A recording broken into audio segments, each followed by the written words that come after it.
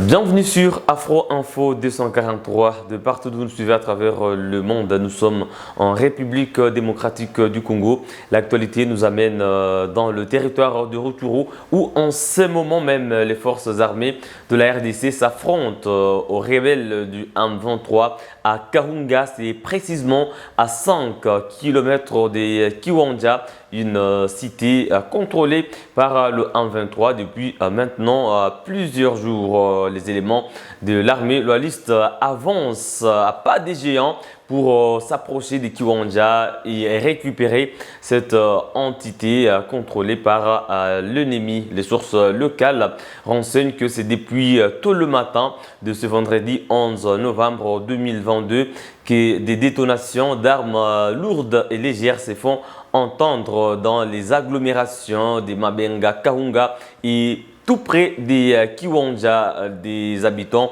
des agglomérations environnantes se sont déplacés vers Kiwanja pour se mettre à l'abri. En tout cas, les forces armées de la RDC sont déterminées à récupérer toutes ces entités sous emprise du M23, notamment Bunagana qui est occupé depuis maintenant près de 5 mois. Il faut noter que Rutshuru était aussi passé sous le contrôle du M23. Pendant ce temps, la mobilisation se poursuit sur l'ensemble du territoire national congolais, que ce soit du côté de la jeunesse, des associations, des femmes, que ce soit des mouvements citoyens ou des forces vives.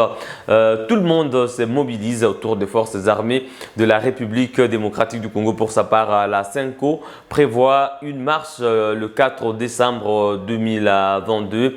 Cette structure, en tout cas, encourage les efforts diplomatiques, mais prévient que l'intégrité du territoire national congolais n'est pas, en tout cas, négociable. Suivez Donatien Cholet de la CENCO.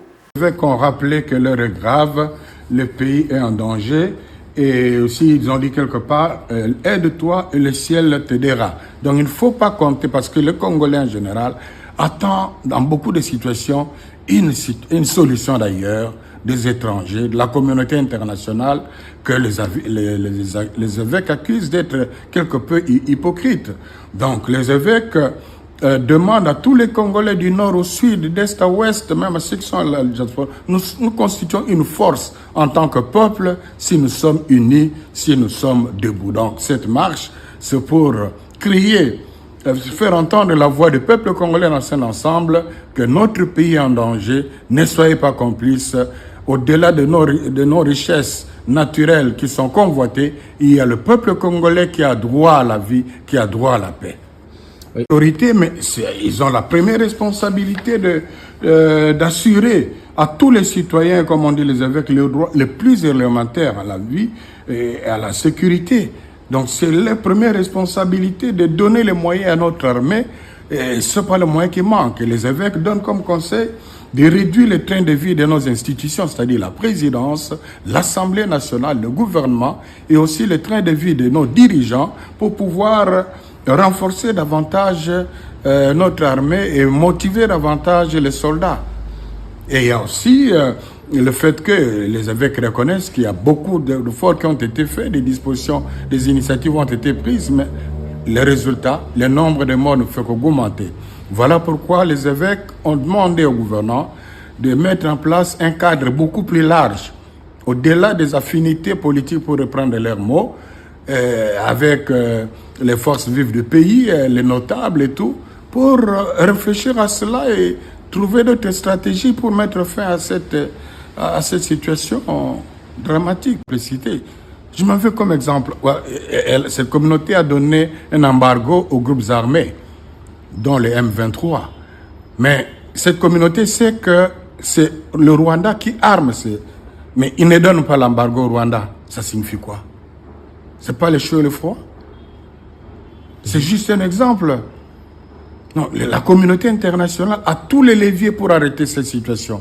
Mais elle semble complaisante, superficielle dans ses actions. Alors, au point qu'on commence à se demander, si elle n'est pas complice, qu'est-ce qu'on vise? La balkanisation de notre pays?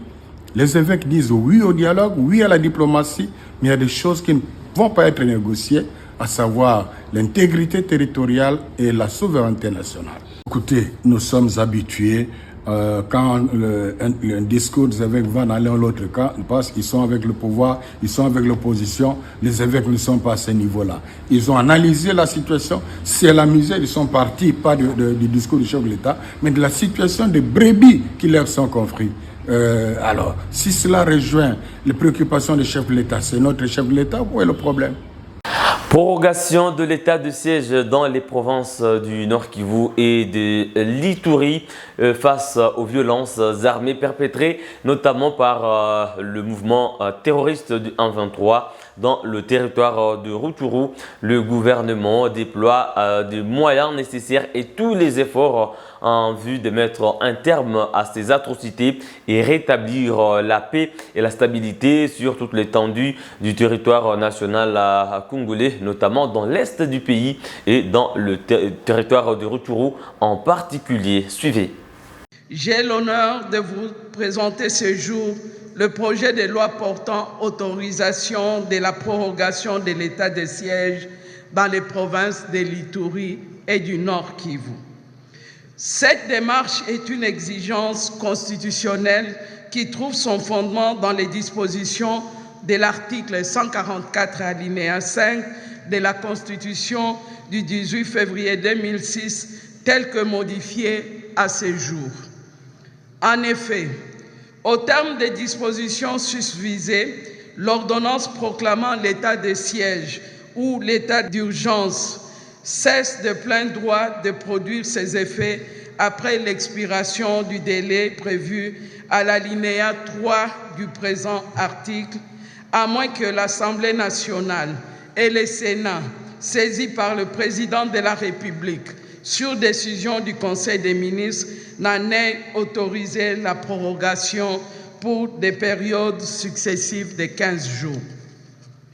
Comme on le sait tous, ces 2 dernières semaines, les violences se sont aggravées dans le territoire de Rutshuru, en province du Nord Kivu, en raison des affrontements intenses entre les éléments de nos forces armées et ceux du mouvement terroriste du M23 appuyé par le Rwanda.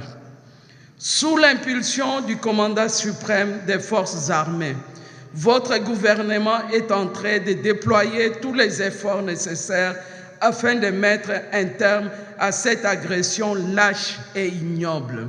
Cette situation a, à l'instar de tous les conflits armés, jeté beaucoup de nos compatriotes des localités concernées par ces affrontements dans l'errance du fait du déplacement massif de la population.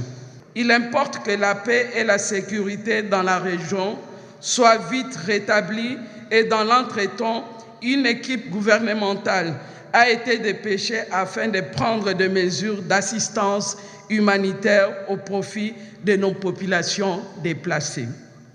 Au regard de tout ce qui précède, lors de sa 75e réunion du Conseil des ministres, le gouvernement avait décidé que son Excellence, Monsieur le Président de la République, chef de l'État, sollicite du Parlement l'autorisation de proroger ce régime exceptionnel en vue de permettre à nos forces de défense et de sécurité engagées au front de poursuivre les opérations militaires. Par ailleurs, comme je l'ai déjà dit du haut de cette tribune, en date du 12 octobre 2022, Son Excellence, Monsieur le Président de la République, chef de l'État, avait réuni autour de lui notamment les élus de l'Ituri et du Nord Kivu pour faire le point de la situation sur terrain à la suite de la mission effectuée pendant cette période-là dans les 2 provinces sous état de siège par le Premier ministre avec quelques membres du gouvernement. De cette rencontre, il s'était dégagé l'impérieuse nécessité d'organiser dès le mois de novembre 2022 une table ronde à laquelle seront conviés la société civile ainsi que tous les acteurs concernés afin d'élever les options sur l'avenir de l'état de siège. C'est dans cette perspective que sur instruction de son Excellence, Monsieur le Président de la République, chef de l'État, que le Premier ministre a convoqué les travaux préparatoires de la table ronde annoncée.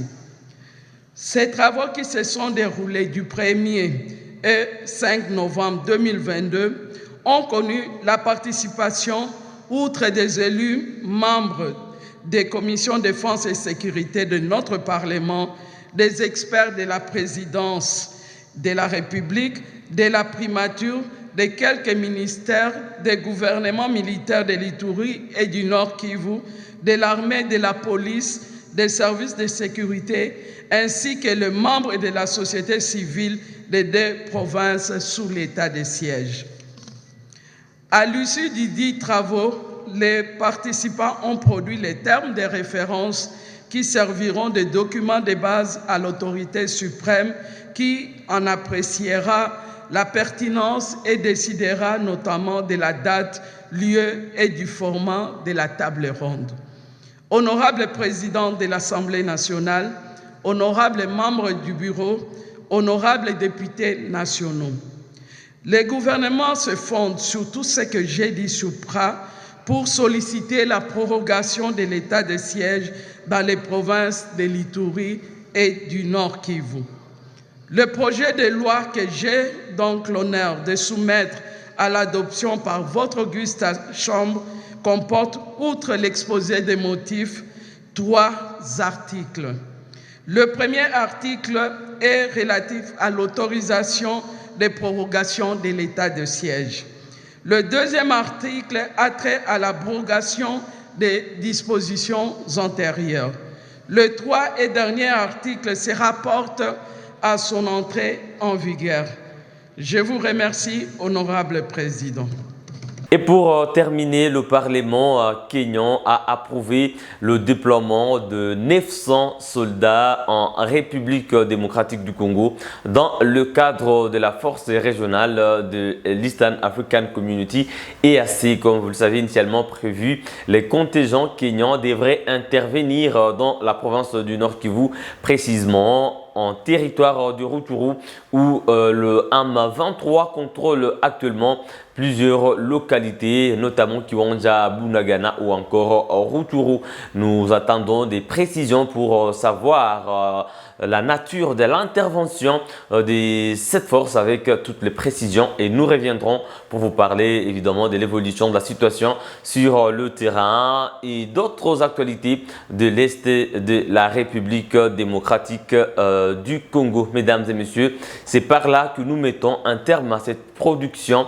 N'oubliez pas de vous abonner à Afro Info 243 pour rester au parfum de l'actualité de la République démocratique du Congo. Il suffit tout simplement de cliquer sur s'abonner, ouvrir la cloche des notifications. Laissez-nous en j'aime votre point de vue en commentaire et partagez la vidéo. On se fixe un nouveau rendez-vous d'actualité. À très bientôt.